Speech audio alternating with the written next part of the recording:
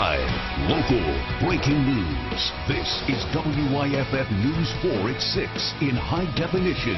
First tonight, that is a live look through our Hilton Greenville sky cam. Folks, it is cold out there and about to get colder. And meteorologist Chris Justice is joining us now. Chris, a winter advisory was just issued for the mountains, so what's to come? Yeah, this just in. We're talking about a wintry mix early tomorrow morning. It goes through Saturday morning. We'll see periods of a mix, then rain, and then another round of snowfall by Saturday morning. And this is the system that's headed our way. It'll provide for a cold rain for most of us, but a wintry mix there in the mountains. I'll detail this forecast for you coming up here in just a few minutes.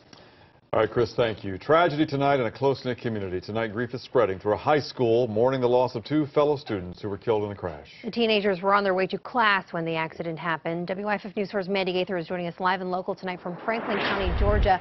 And Mandy, there were 3 teenagers in the truck. Right, the driver survived, the 2 passengers did not. All were wearing seatbelts. Goodbyes are never easy, but at 18 years old, they're almost too hard to bear. Logan Bloom tried to go to school today, but he just couldn't do it. My mom just came to pick me up because I couldn't handle it, and we just drove by here because I asked if we could. Standing on the side of Jackson Bridge Road, he was looking for closure and found a tree mangled by a Ford F-250. Just 3 more miles and his friends would have been at Franklin County High, where Malik Moon and Timothy Hartman, both 17 years old, had just 1 more math credit to get before being able to graduate in the spring. It's tough, and it's part of life, but we've got to grieve, and 17's way too early. Principal Brad Roberts says this school day was less about academics and more about healing. Students coping with loss let their grief pour out onto paper, which will be hung in the hallways here in memory of Malik and Timothy. And last November, another student who also would have graduated this spring was killed in a crash as well. The principal here at the school says that they were still grieving that loss when this crash happened. Mandy Gaither, WYFF News 4 live in Franklin County, Georgia. Mandy, thank you. Right now we have more information on that bank robbery we first told you about tonight at 5 o'clock. Spartanburg police now tell us the BB&T was robbed on W.O. Ezel Boulevard. That happened just before 2:30. Police now say the robber gave the teller a note demanding money. They say the robber ran away on foot but got into a van with another suspect. Authorities caught up with the 2 at an apartment complex near Hidden Hill Road. No one has been charged. These are pictures from the scene there, and investigators say they are still conducting interviews. If you have any information, you can call Crime Stoppers at 888-CRIME-SC. We first heard it last night during the State of the State. People across South Carolina tonight are talking about the governor's plan to fix the state's roads and bridges. That plan by the Republican governor involves raising taxes. WYFF News 4's Nigel Robertson joins us now to explain the governor's plan. Nigel? Michael, since she has been in office, Governor Nikki Haley has repeatedly said she would veto any plan to raise the state's gas tax. Last night, that changed, sort of.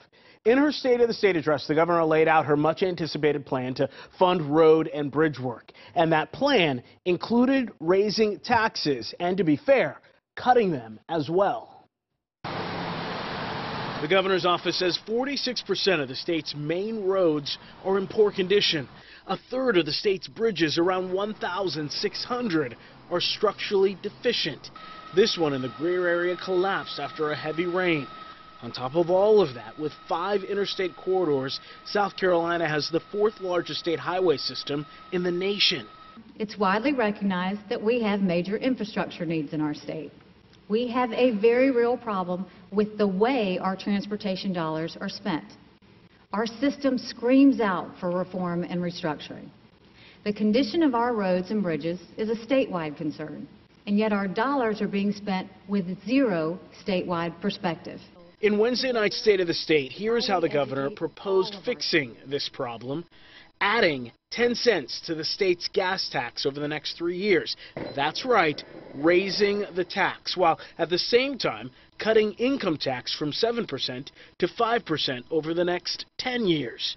Also, dedicating that tax you pay for your vehicle to go directly to road improvements. And we can do it without harming our economy, because when coupled with the 30% income tax cut, it still represents one of the largest tax cuts in South Carolina history.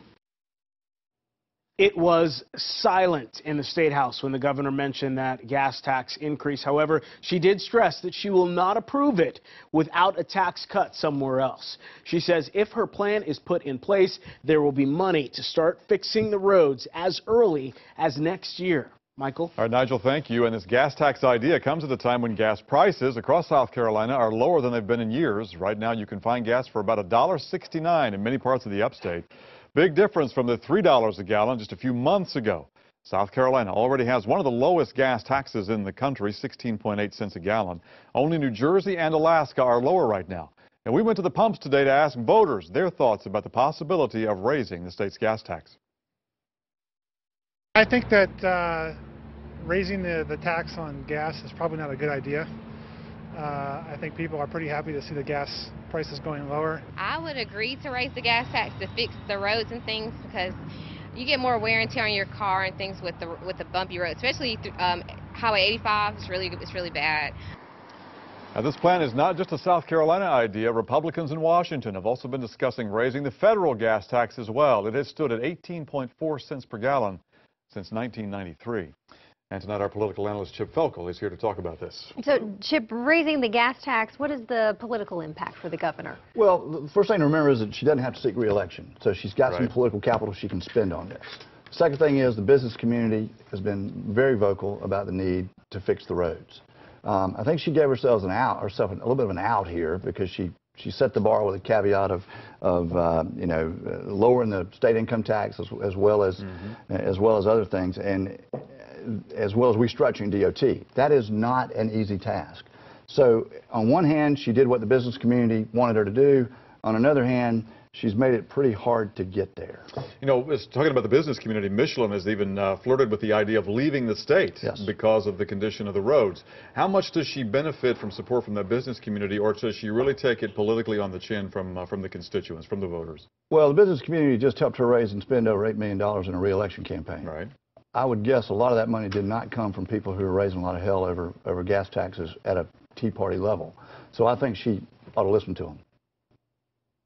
And Chip, other than this tax proposal, what else can we expect to see from the governor in her second term? Well, I think there'll be early on, you'll see an approach to try to take care of this criminal domestic violence situation that is horrendous in this state. Which was not mentioned during the State of the State. Wasn't mentioned in it. I think there was a disappointment by some of the folks involved, but you'll see action on that early. You'll certainly see a move on DOT and the gas tax and some other things. And she's got a new speaker to work with. She's got hopefully a new round to deal, and she's got a big task ahead of her. But more economic development, more recruitment of jobs. Obviously made that a big part of her speech last night. And she'll be entertaining a lot of presidential candidates as they come through the state. Yes, she will. It's going to be interesting to watch, and we appreciate you doing the watching alongside us. Chip Felkel, our analyst tonight. Chip, thank you.